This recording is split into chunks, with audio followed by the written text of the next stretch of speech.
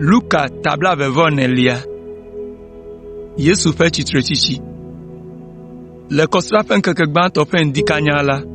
Nyɔnuawo tsɔ ami veviawo ɖe asi heva yɔdoa to. Gake wokpɔe be womli kpe gã siwo tsɔ tu yɔdoa nui la ɖa. Woge ɖe yɔdoa me, gake womekpɔ Aƒetɔ Yesu ƒe kukua o. Nu sia wɔ moya na wo ŋutɔ eya ta wonɔ tsitre ɖe yɔdoa to henɔ tame bum le nu si va dzɔ la ŋu. Kasia ame eve siwo do awu ɣi siwo nɔ dzo dam miamiamia la va do ɖe wo dome. Nyɔnuawo vɔ̃ ale gbegbe be wodze klo de mo to ɖe ameawo ŋkume. Ŋutsuawo bia wo be, nu ka ta mieva le ame gbagbe dim le ame kukuwo dome? Mele afi sia o, etsi tsitre tso ame kukuwo dome.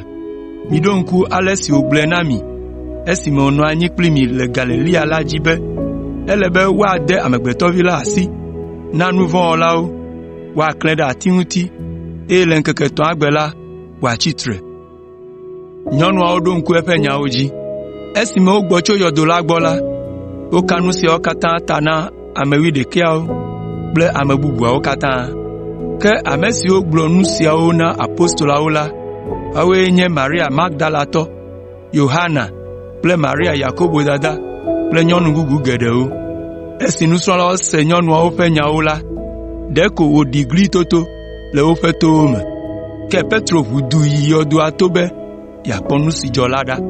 Ebɔbɔ do mo ɖe yɔdoa me, gake ameɖivɔ la ko wòkpɔ le anyigba. Ale wòtrɔ yi aƒe me henɔ nu si dzɔ la ŋuti bum vevie. Le Emmaus mɔ dzi. Le gbe ma gbe ke la, Yesu yomenɔla eve nɔ mɔ zɔm yina kɔƒe aɖe si woyɔna be Emmaus la me. Kɔƒe sia didi tso Yerusalem gbɔ abe kilomita 11 ene. Wonɔ dze ɖom kple wo nɔewo tso nu siwo katã va dzɔ la ŋuti. Esi wonɔ dzea ɖom nɔ nu siawo me dzrom kple wo nɔewo la, Yesu ŋutɔ va tu wo, eye wòde asi zɔzɔme kpli wo, gake womekpɔe dze si o, elabena wotsyɔ nu woƒe ŋkuwo dzi. Yesu bia wo be, nya ka me dzrom miele vevie alea? Edze nam ƒãa be nya siwo me dzrom miele la nye nya gã aɖe ŋutɔ si dzɔ. Mɔzɔla eveawo nɔ tsitre, eye wodzudzɔ nuƒoƒo, blanui lé wo ŋutɔ. Ke wo dometɔ ɖeka si ŋkɔe nye Kleopa la ɖo Yesu ƒe biabia ŋu be, ɖewohĩ wò ɖeka koe nye ame le Yerusalem si mese nya dziŋɔ si dzɔ le kɔsiɖa si va yi la me o. Yesu gabiae be, nya kae dzɔ? Ŋutsua ɖo eŋu nɛ be, nya siwo dzɔ ɖe Yesu, ŋutsu si nye Nazaretɔ dzi lae mewɔnɛ. Ŋutsu sia nye nyagblɔɖila xɔŋkɔ aɖe si wɔ nuwɔnukuwo, eye wòganye nufiala deŋgɔ aɖe tɔgbi mebɔ o. Le nyateƒe me la, ede ŋgɔ ŋutɔ le Mawu kple amegbetɔwo siaa ŋkume. Nu kae va dzɔ? Nunɔlagãwo kple míaƒe agbalẽfialawo lée hetsɔe de asi na Roma dziɖuɖua be woatso kufia nɛ.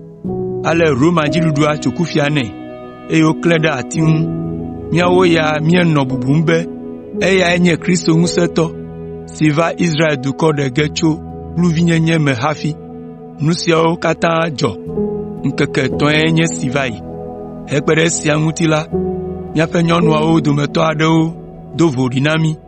Woyi yɔdoa to fɔŋli sia, gake womekpɔ eƒe ŋutilã kukua o. Wotrɔ gbɔ va gblɔ na mí be yewokpɔ ŋutega, eye yewokpɔ mawudɔlawo le ŋutega la me. Wogblɔ na yewo be ele agbe. Míatɔ aɖewo ƒu du yi yɔdoa to enumake, ke woawo hã kpɔ yɔdoa le ƒuƒlu vavã abe ale si ame gbãtɔwo gblɔe ene. Yesu gblɔ na wo be, mi ame manyanuwo, esesẽ na mi be miaxɔ nya siwo katã nyagblɔɖilawo gblɔ da ɖi la dzi ase. Alo mele na Kristo be wòakpe fu siawo katã hafi age ɖe eƒe ŋutikɔkɔe la me o mahã? Ale Yesu gblɔ mawunya geɖe na wo tso Mose dzi va se ɖe nyagblɔɖila bubuawo katã dzi, eye wòɖe akpa siwo ku ɖe eya ŋutɔ ŋu la me na wo. Le ɣeyiɣi sia me la, wogogo Emmaus, kɔƒe si me woyina la. Yesu wɔ abe ɖe wòle eme tsom ene, eya ta woɖe kuku nɛ be wòatsi yewo gbɔ adɔ ŋu nake. elabena zã do vɔ keŋ. Ale Yesu lɔ̃, eye wòyi woƒe aƒe me. Esi wonɔ anyi be yewoaɖu nu la, eyra ɖe nuɖuɖua dzi, eye wòtsɔ abolo, ŋe eme hetsɔe na wo.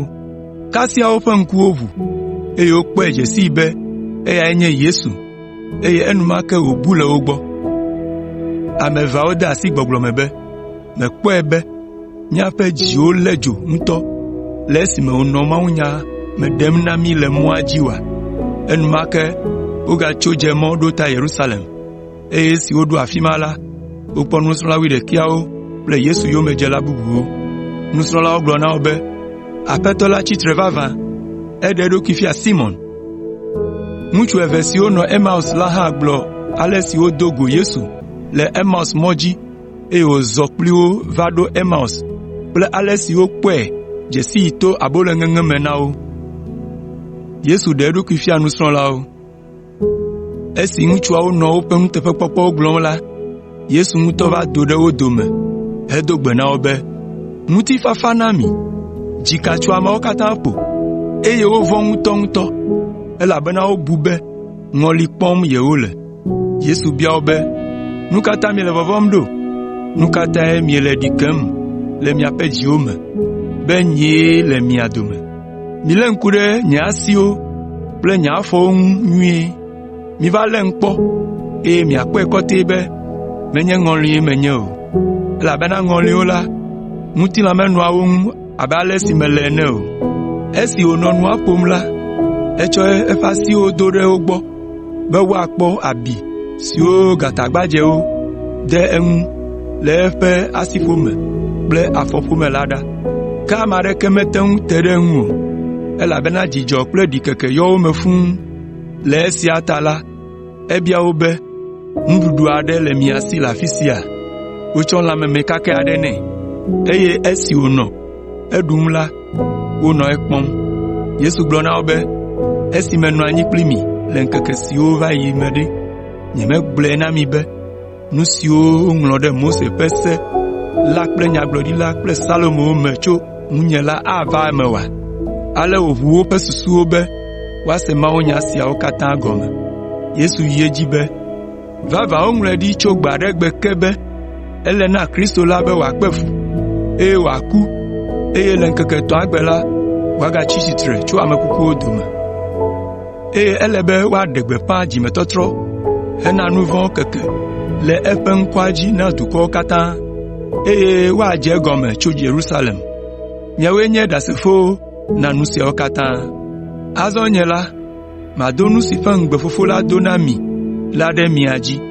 Ke minɔ Yerusalem afii va se ɖe esime woatsɔ ŋusẽ atso dziƒo akɔ ɖe mia dzi. Yesu ƒe dziƒoyiyi.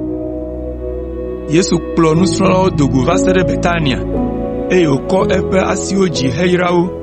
Esi wònɔ wo yram la, wokɔe le nusrɔ̃lawo gbɔ heyi dziƒoe. Le esime wòdzo yina la, nusrɔ̃lawo dze klo eye wosubɔe. Emegbe wotrɔ Yerusalem kple dzidzɔ manyagblɔ aɖe. Wonɔ Yerusalem gbedoxɔ la me gbe sia gbe henɔ Mawu kafum.